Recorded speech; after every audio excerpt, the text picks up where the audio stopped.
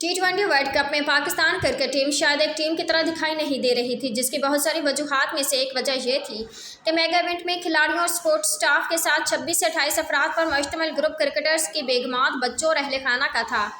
हैरानकुन तौर पर fast bowler Mohammad Aamir ज़ाती ट्रेनर के साथ अमेरिका में थे। ज़राए के मुताबिक पाकिस्तान टीम के गैर मुल्की ट्रेनर की मौजूदगी में मोहम्मद आमिर ज़ाती ट्रेनर के साथ ट्रेनिंग करते थे। ये ट्रेनर आयरलैंड और इंग्लैंड में था। T20 वर्ल्ड कप आयरलैंड के खिलाफ भी पाकिस्तान की बामुश्किल फतेह 107 रन का हद 7 विकेटों के नुकसान पर पूरा किया।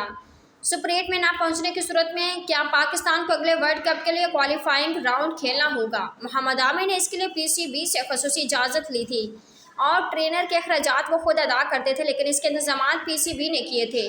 अमेरिका के मैच में 18 रन का सुपर ओवर कराने वाले मोहम्मद आमिर रिटायरमेंट के बाद टीम में आए थे, लेकिन वो टीम के साथ ट्रेनिंग नहीं करते थे। ये भी अनोखी मिसाल थी कि एक खिलाड़ी ज़ाती ट्रेनर के साथ अलग ट्रेनिंग करता था।